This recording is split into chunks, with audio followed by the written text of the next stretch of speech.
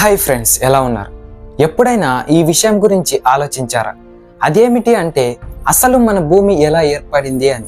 అసలు మన భూమిపై మొట్టమొదటి జీవి ఎలా పుట్టింది? ఇలాంటి అన్ని విషయాలను ఈ వీడియోలో క్లియర్గా ఎక్స్ప్లెయిన్ చేయబోతున్నాను. ఈ వీడియో చాలా ఇన్ఫర్మేటివ్గా ఉంటుంది.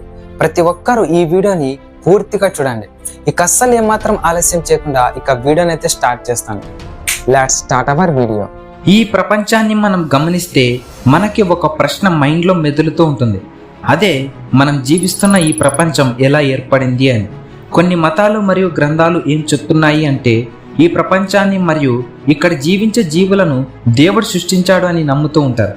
వీటికి ఎటువంటి స్పష్టమైన ఆధారాలు అనేవి ఏమీ ఉండవు. కానీ సైన్స్ ద్వారా చూస్తే వీళ్ళు చెప్పే నమ్మకాలను అంత సులువుగా నమ్మరు. అయితే ఈరోజు మనం ఈ వీడియోలో సైన్స్ ప్రకారం ఈ ప్రపంచం ఎలా ఏర్పడిందో తెలుసుకుందాం. మన భూమి మరియు చంద్రుడు మరియు మన భూమి మీద జీవం ఎలా ఏర్పడిందో పూర్తిగా ఈ వీడియోలో తెలుసుకుందాం. బిగ్ బ్యాంగ్ జరిగిన 900 కోట్ల సంవత్సరాల తర్వాత విశ్వం స్టేబుల్గా మారిపోయింది. ఈ సమయంలో ఫస్ట్ జనరేషన్లో స్టార్స్ పుట్టడం జరిగింది. ఈ స్టార్స్ యొక్క సైజ్ అనేది చాలా పెద్దవిగా ఉండేవి. అయితే వీటి యొక్క జీవిత కాలం చాలా తక్కువగా ఉండేవి. అంతేకాకుండా వీటి యొక్క కెమిస్ట్రీ వేరువేరుగా మరియు ఇది స్వయంగా ఆట్మాస్ను తయారు చేసుకున్నాయి.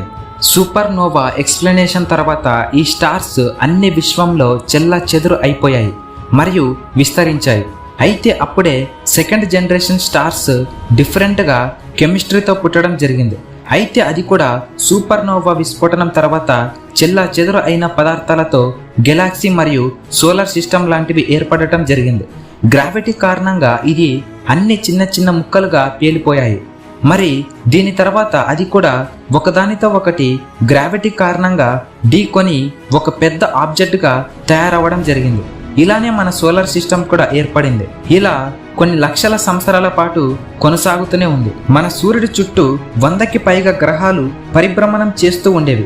ఈ టైంలో మన భూమి ఒక అగ్ని గుండంలా ఉండేది. మన భూమి మొదట్లో చాలా వేడిగా ఉండేది మరియు ఎన్నో ఆస్ట్రాయిడ్స్ మన భూమి మీద పడుతూ ఉండేవి.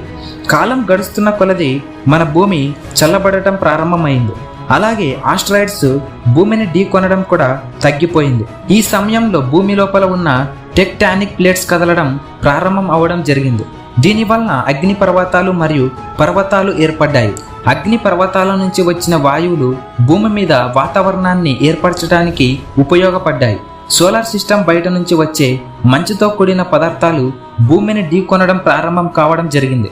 అందువలన భూమి మీద వాతావరణం మరింతగా చల్లబడటం జరిగింది. ఇలా జరగడం వలన భూమి మీద నీరు ఏర్పడటానికి కారణం అయింది. మొదట్లో ఎన్నో ఆస్ట్రాయిడ్స్ భూమిని ఢీకొట్టడం వలన భూమి మీద CO2 నైట్రోజన్ వాయువులు ఉండేవి. ఆ సమయంలో భూమి మీద నేల ఉండేది కాదు. అక్కడ కేవలం పొంగుతున్న లావా మాత్రమే ఉండేది. ఇదే ఆ సమయంలో కూడా చంద్రుడు ఏర్పడటం జరిగింది. ఆ సమయంలో థియా అనే ఒక ఆస్ట్రాయిడ్ భూమిని ఢీకొట్టడానికి వస్తూ ఉంది. అది ఇప్పటికీ మార్స్ గ్రహం అంత సైజులో ఉండేది. అది ఎప్పుడైతే భూమిని ఢీకొట్టిందో ఒక పెద్ద విస్ఫోటనం జరిగింది. ఆ తర్వాత భూమి నుంచి విడిపోయిన పదార్థాలు చల్ల చెదురు అయిపోయాయి. ఇక ఆస్ట్రాయిడ్ మన భూమిలో కలిసిపోయింది. ఆ తర్వాత చల్ల చెదురు అయిన ఎన్నో పదార్థాలు గ్రావిటీ కారణంగా మన భూమి చుట్టూ తిరగడం ప్రారంభించాయి. ఆ పదార్థాలు అన్నీ ఒక గోళాకారంగా మారటం ప్రారంభించింది. అదే మనం ఇప్పుడు చూస్తున్న చంద్రుడు. సరిగ్గా 390 కోట్ల సంవత్సరాల క్రితం, అంటే భూమి ఏర్పడిన కోట్ల సంవత్సరాల తర్వాత ఎన్నో రాళ్ల లాంటి పదార్థాలు భూమిని ఢీకొట్టడం ప్రారంభమైంది. అంతరిక్షం నుంచి వచ్చి భూమి మీద పడే పదార్థాలలో ఒక వింతైన క్రిస్టల్ ఉండేది. అదే మనం ఇప్పుడు చూస్తున్న ఉప్పు. దాని నుంచి వచ్చింది. ఆ సముద్రం కూడా ఇలాంటి అంతరిక్షం నుంచి వచ్చిన ఇలాంటి పదార్థాల వల్లనే జరిగింది. అయితే ఈ మహాసముద్రాలు ఈ ఆస్ట్రాయిడ్స్ నుంచి ఎలా ఏర్పడ్డాయి? ఇవి ఒక్క రోజులో జరిగింది కాదు. ఇవి కొన్ని లక్షల సంవత్సరాలుగా మన భూమి మీద పడుతూనే ఉన్నాయి. దీని కారణంగా భూమిపై అంత నీరు ఏర్పడింది. ఇలా భూమిపై నీరు పేరుకుపోవడం వల్ల క్రమంగా భూమి చల్లబడటం ప్రారంభించింది. భూమి పైకి చల్లగా ఉన్నప్పటికీ లోపల భాగం చాలా వేడిగా ఉండేది. ఇప్పుడు కూడా భూమి యొక్క టెంపరేచర్ సుమారు 70 నుంచి 80 సెల్సియస్ వరకు ఉంది. వాతావరణం మారటం ప్రారంభమైంది. ఈ వాతావరణం మార్పుకు వేడి మరియు భూమి యొక్క పరిస్థితులు సహకరించడం జరిగింది. చంద్రుడు భూమికి దగ్గరగా ఉండటం వలన భూమిపై తుఫాన్లు రావడం ప్రారంభమైంది. ఆ తుఫాన్లు భూమిని అతలాకుతలం చేసేవి.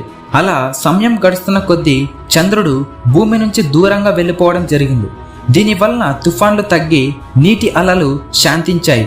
మళ్ళీ భూగర్భం నుంచి లావా అగ్నిపర్వతాల ద్వారా బయటికి రావడం జరిగింది. క్రమంగా చిన్న చిన్న ద్వీపాలు ఏర్పడ్డాయి. 380 కోట్ల సంవత్సరాల క్రితం భూమి మీద నీరు ఉంది. అంతేకాకుండా భూగర్భం నుంచి అగ్నిపర్వతాలు బద్దలయ్యి లావా బయటకి వచ్చి ద్వీపాలను ఏర్పడేలా చేసింది. ఆస్ట్రాయిడ్స్ భూమిని తాకడం ఇంకా ఆగలేదు. ఈ ఆస్ట్రాయిడ్స్ భూమి మీదకి ఉప్పు నీరు మాత్రమే కాకుండా జీవం ఏర్పడటానికి కావలసిన కార్బన్ మరియు అమినియో యాసిడ్స్ ను కూడా తీసుకొని వచ్చాయి. ఈ ఆస్ట్రాయిడ్స్ నీటి లోపల 3000 కిలోమీటర్ల లోతు వరకు చేరుకునేవి. అక్కడ లోపలి వరకు సూర్యకిరణాలు ప్రస్తావించేవి కావు. ఈ ఆస్ట్రాయిడ్స్ క్రమంగా చల్లబడి ఒక చోటుకు చేరడం ప్రారంభించాయి. లావా కారణంగా వీటి నుంచి పొగ రావడం ప్రారంభమైంది. నీళ్లు ఒక కెమికల్ సూప్ లాగా ఉండింది. నీటికి మరియు కెమికల్ సూప్ కి మధ్య ఒక రసాయనిక చర్య జరగడం ప్రారంభమైంది. దీనివల్ల నీటిలో మైక్రో లెవెల్ జీవం పుట్టడం జరిగింది. ఇందులో భాగంగా నీటిలో సింగిల్ కాల్ బ్యాక్టీరియా పుట్టింది.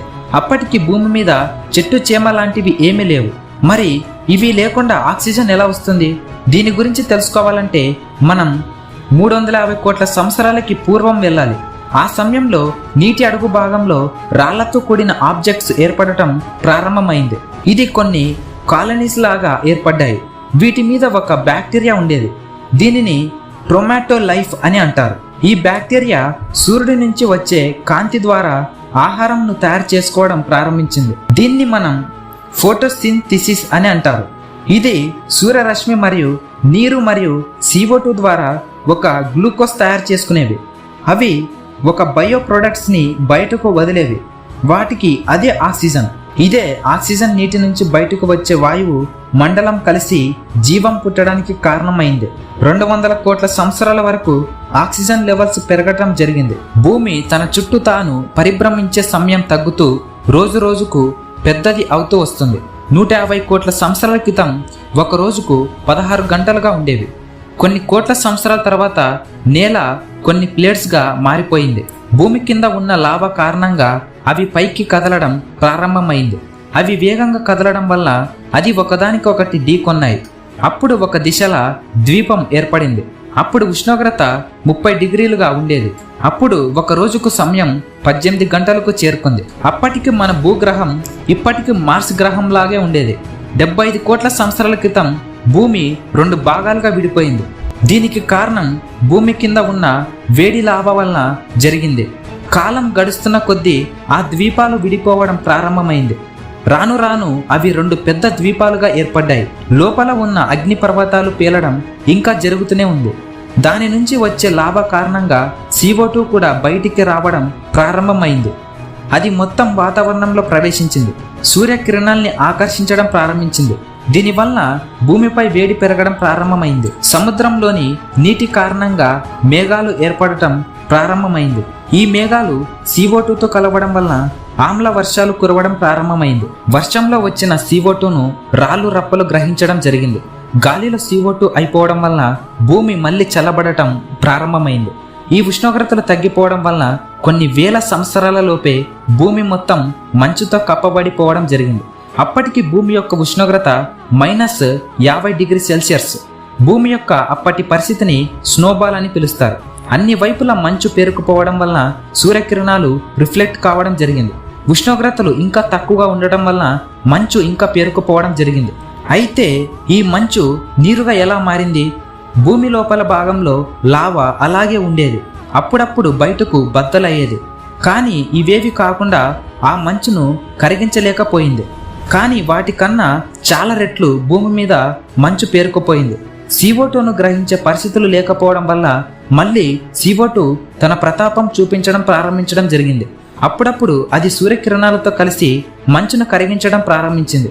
ఆ సమయంలో రోజు 22 గంటలకు చేరుకుంది. అప్పుడప్పుడే జీవం ఏర్పడటానికి సరైన పరిస్థితులు ఏర్పడుతున్నాయి. మంచు కరుగుతున్నప్పుడు సూర్యుడు నుంచి వచ్చే అల్ట్రావైలెట్ కిరణాలతో కలిసి ఒక కెమికల్ రియాక్షన్ జరిపింది. దీని కారణంగా హైడ్రోజన్ పెరాక్సైడ్ను ఏర్పరిచింది. ఇందులో నుంచే ఆక్సిజన్ ఏర్పడటం జరిగింది. ఈ గ్యాస్ 50 కిలోమీటర్ల వరకు వాతావరణంలో వ్యాపించింది.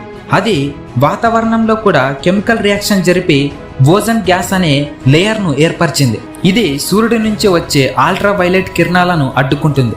అది భూమి మీద జీవం ఏర్పడటానికి బీజం వేసింది. అప్పటి నుంచి 15 కోట్ల సంవత్సరాల వరకు ఈ గ్యాస్ పెరుగుతూనే ఉంది. అప్పుడప్పుడే ఈ చెట్లు కూడా పుట్టడం జరిగింది. ఆక్సిజన్ శాతం కూడా పెరుగుతూ ఉంది. ఆమ్ల వర్షాలు కూడా కురవడం తగ్గిపోయింది. సముద్రంలోని నీరు కూడా నీలి రంగులో మారడం జరిగింది. అప్పుడు మన గ్రహం నీలి రంగులో ఉండేది. ఆ తర్వాత డైనోసార్ల యుగం. ఇవి మన భూమిని ఏలుతూ ఉన్నప్పుడు భూమి లోపల ఉన్న లావా బయటికి రావడం వలన కొత్త కొత్త ద్వీపాలు ఏర్పడ్డాయి. ఈ ద్వీపాలు విడిపోవడం వలన మహాద్వీపం విడిపోయి ఖండాలుగా ఏర్పడ్డాయి. దాదాపు 6.5 కోట్ల సంవత్సరాల క్రితం మౌంట్ ఎవరెస్ట్ సైజ్ అంత ఉన్న ఒక ఆస్ట్రాయిడ్ భూమిని ఢీకొట్టడం వలన భూమి మీద వినాశనం రాజ్యం ఏలింది. అప్పుడు డైనోసార్లు, చెట్లు, చేమలు అన్నీ కాలిపోయాయి. మళ్ళీ కొన్ని లక్షల సంవత్సరాల తర్వాత మార్పు మొదలయ్యి అన్ని సర్దుకొని కొత్త జీవం ఏర్పడటం ప్రారంభమైంది.